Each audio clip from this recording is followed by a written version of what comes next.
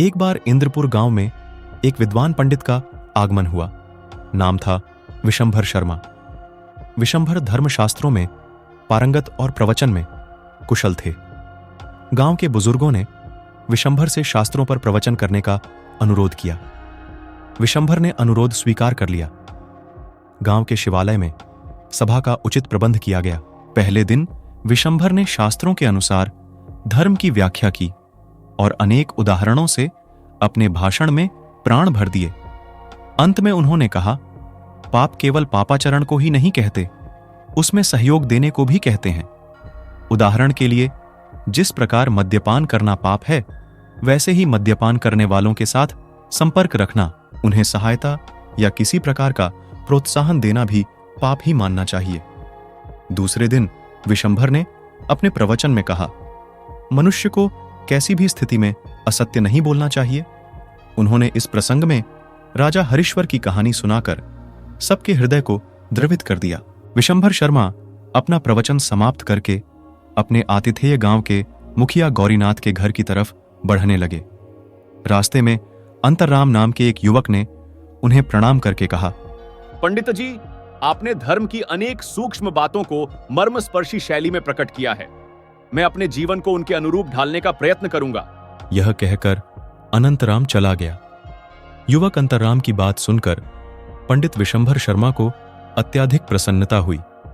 वे साथ आ रहे मुखिया गौरीनाथ से बोले, आज के जमाने में किसी आदर्श का पालन करने वाले युवकों का नितांत अभाव हो गया है।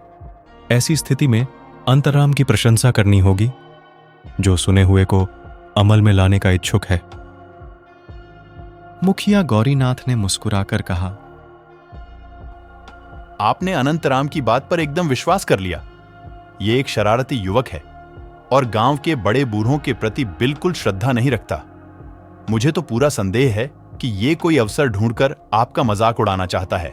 विशंभर कुछ क्षण मौन रहकर बोले, आदमी का यह स्वभाव होता है कि वह दूसरे की सच्चाई पर विश्वास नहीं करना चाहता, पर मेरा विश्वास है कि अनंतराम ने जो कुछ कहा है वह सच है और उसने मेरे प्रवचन को पूरी तरह हृदयंगम किया है। दूसरे दिन प्रातःकाल विशंभर शर्मा गौरीनाथ के चबूतरे पर बैठकर किसी से बात कर रहे थे कि अनंतराम ने प्रवेश करके उन्हें प्रणाम किया। फिर वह बोला, पंडित जी, मैं आज बड़े धर्म संकट में फंस गया हूं। इस संकट से बाहर निकलने का उपाय भी आपको ही बताना होगा।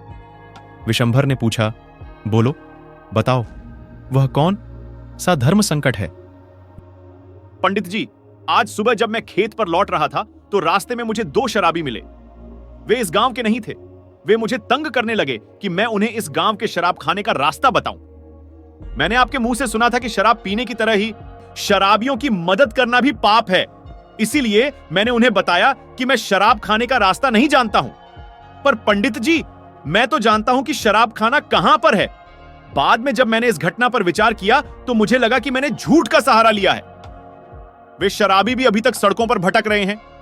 विशंभर ने कुछ हंसकर कहा, इसमें धर्म संकट की कोई बात नहीं है। तुमने जो कुछ किया ठीक किया।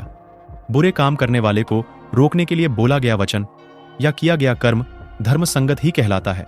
विशंभर का उत्तर सुनकर अनंतराम जोर से बोलने लगा, अरे आप भी कैसे पंडित हैं?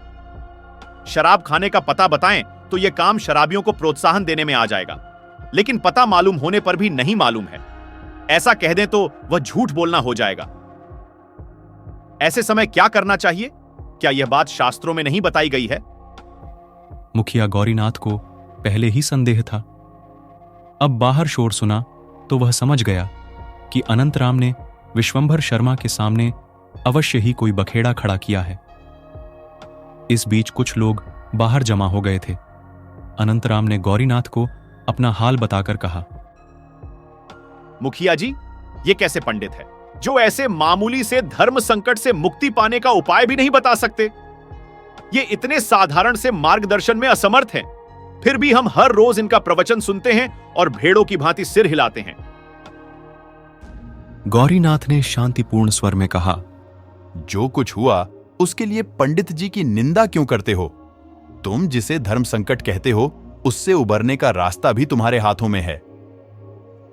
अनंतराम ने विस्मित होकर प्रश्न किया, अच्छा, ऐसी बात है, क्या वह रास्ता आप मुझे बताएंगे?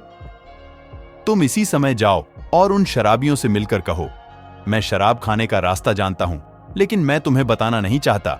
उन्हें यह जवाब देकर तुम अपने घर जाओ, तुम्हारा धर्म संकट स्वयं ही दूर हो जाएगा। वहां जो लोग एकत्रित हो गए थे वे गौरीनाथ की बातों का समर्थन करते हुए तालियां बजाने लगे। उनकी हंसी से अनंतराम का सिर शर्म से झुक गया और वह वहां से चला गया। अब विशंभर शर्मा ने कहा, धर्म संकट खड़ा करने वाले अनंतराम जैसे लोगों से निपटने के लिए मेरा पांडित्य कम पड़ गया। वास्तव में ऐसी समस्याओं के हल में पांडित्य की नहीं, व्यावहारिक ज्ञान की जरूरत है। इस क्षेत्र में मुखिया गौरीनाथ जैसे व्यक्ति ही सफल हो सकते हैं। कुछ लोगों को शास्त्रों के माध्यम से दिए गए जवाब समझ नहीं आते, वो उनमें तर्क वितर्क करते हैं। ऐसे लोगों को व्यावहारिक ज्ञान से जवाब देना ही सही है। तो आशा करता हूं कि आपको ये कहानी पसंद आई होगी। राधे राधे।